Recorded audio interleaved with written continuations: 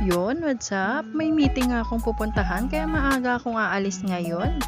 O, diba? Dahil maganda nga ang weather, kasama ko nga ang aking asawa at ihatid nga niya ako dun sa aking pupuntahan. Siyempre, kailangan ng aking driver. Ang isang angkas na katulad ko, o diba? Charot! At dahil nga kami ang batas, hindi na kami mag-helmet. Charot! Malapit nga lang aming pupuntahan kaya hindi na nga kami nagsuot ng helmet. Siyempre, ganun talaga. Pag matitigas ang mukha. Charot.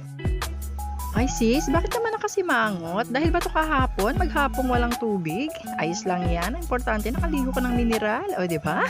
Taray. Iayos mo nga yung mukha mo kasi parang kukunin ka na ng liwanag dyan. At nakarating na nga ako dito sa pupuntahan ko sa aking pagmimitingan. At bumaba na nga ako dyan at pinauwi ko na siya kasi nakasarado nga yung aming tindahan. Kaya kailangan na niyang bumalik at buksan uli kasi sayang nga ang benta dahil maaga pa. At yun na nga, pumasok na nga ako sa loob. Dito nga yan sa opisina ng kasambuhay. Kung saan nga ay kasapi ang aking anak. At na-late na nga ako ng very light pagdating ko nga ang dami ng peoples. Pero okay lang dahil hindi pa naman nag-uumpisa. Inantay lang talaga nila ako. Charot! At nag-umpisa na nga ang pagpupulong dyan. Tinalakay nga ang mahalagang alituntunin ng kasambuhay na kailangan ding alam naming mga parents. Para nga sa aming mga anak na siyang beneficiary nito. Malaking tulong nga ang kasambuhay sa pag-aaral ng aking anak. Dahil isa nga ito sa tumutulong sa amin sa pinansyal na pangangailangan sa pag-aaral ng aming anak. At saglit nga lang ang pagpupulong. Kaya nagsiuwian din agad. At syempre dahil tendera ako, hindi muna ako uuwi. Diba? Mag-grocery pa nga ang mataran yung tendera. Dahil malapit lang naman, ilalakarin ko na lang. Dahil maaga pa naman, exercise na rin. At dahil nga ilang buwan na nga rin hindi nakakapag-jogging ang mataray yung tendera. Pabor na rin naman ang aking paglalakad na ito. At maya pa nga nakarating na nga ako sa grocery na aking pupuntahan. O diba, sabi sa inyo malapit lang Kaya kaya lakarin. At pagkatapos nga kumuha na nga ako ng pushcart na ito. At parang tinatamad nga yung pushcart parang ayaw sumama sa akin kaya pinalitan ko na lang. At isa pa nga ito, nanlalaban din kaya sinipa ako na rin. Ano ba itong mga pushcart na to? Mga attitude. At pumasok na nga ako sa loob ng grocery para matapos na nga ako agad dahil parang nararamdaman ko nga sumasapi na nga sa akin si Katamaran. O diba, ang hagang sumapi. Inaantok pa kasi ang person dyan dahil late na nga nakakatulog tapos ang aga ko nagising. O diba, kaya pa yarn. Kaya tapusin mo na yung ginagawa mo sis para makapagpahinga ka na pag uwi mo. At inuna ko na nga tong diaper kasi nga ito ang nasa unang listahan. At maya pa nga, o diba, napuno ko kaagad yung pushcart. Ang bilis diba, amazing. At bumalik pa nga ako dyan kasi parang may nakalimutan ako. Yung sarili ko nga, charot. At yun na nga, nagbayad na nga ako dyan kasi tapos na nga nilang i-punch. O diba, ang bilis din nila. Sa kanila ko nga ibinabayad yung mga coins na yan kasi sa isip ko nga.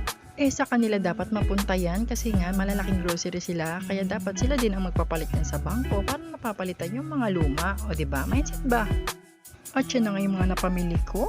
Pagkatapos nga, nag-teleport na naman ako palabas. O diba, ang taray. At pupunta nga ako, doon nga ulit sa binibilihan ko ng mga tinapay kasi naubos na nga yung sa akin. At nung makarating nga ako, nakita ko nga may stock na sila ulit kasi mga ilang linggo yata silang walang stock niyan. Kaya nga lang, wala si bakla kaya wala akong pa-freebies. O diba, so sad. Ganun talaga ang buhay, hindi araw-araw maswerte ka. O diba, may pag ganun. Ang importante, araw-araw bless ka. O diba, yan naman talaga importante. At katulad na nga lang ng pagka-bless ko sa aking asrawang ito, napakasipag nga naman talaga. Pag galing ko nga ng grocery, siya na nga itong nag-restock ng mga pinamili ko.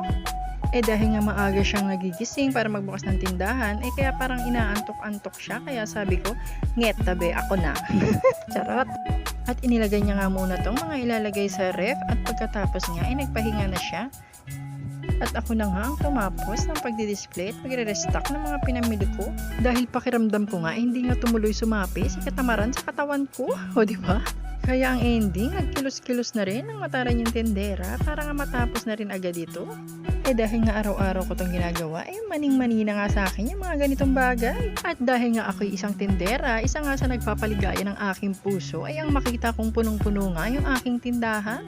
At hindi nga ako magsasawang ganito palagi ang gawin ko araw-araw kasi ibig sabihin, lagi ka mag-grocery, laging may nauubos na paninda sa'yo dahil maraming bumibili sa'yo. Ganun yan. Kahit isa kang mataray na tindera, ay, may pa ganon. At konting yuko mo pa nga dyan, ipit na yung bilbil mo sis. Panay kasi ang upo kahit magre-restock, nakaupo palagi. Ito na nga, tatayo na, ayan na, masaya ka na.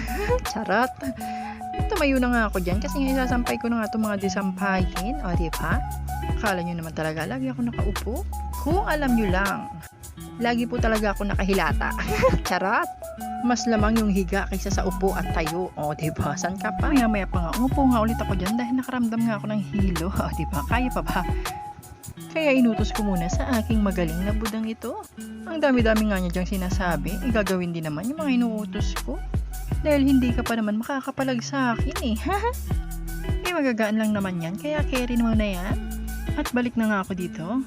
Sa mga disampayin pa rin, hinahati ko nga yan para hindi masyadong mahaba kasi ayaw ko nga may mga sumasabit sa ulo ko. Diba?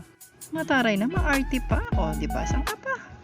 At yun na nga, kaunti na nga lang yung natira. Kaya lang, sa gilid, merong umiiyak na bata. Sino na naman yung umapi sa bunjoy ko? Pinapasok ko na nga muna yan siya sa loob at dahil nga tapos na ako mag-restock, maglilinis na nga muna ako. Habang natutulog pa nga ang aking asawa. Syempre, kalat mo, linis mo, diba? Pero kung gising nga siya, sa malamang siya na naman ang maglilinis niyan. Pakahusay mo nga naman talaga ang asawa ka. Dahil ayaw ko nga nang masyadong makalat, kaya yun nilinis ko na rin. Dahil naniniwala nga ako na kapag malinis at maayos ang tindahan, mas magaan nga ang pasok ng pera at ang benta. Diba? Kayo ba? Naniniwala ba kayo doon?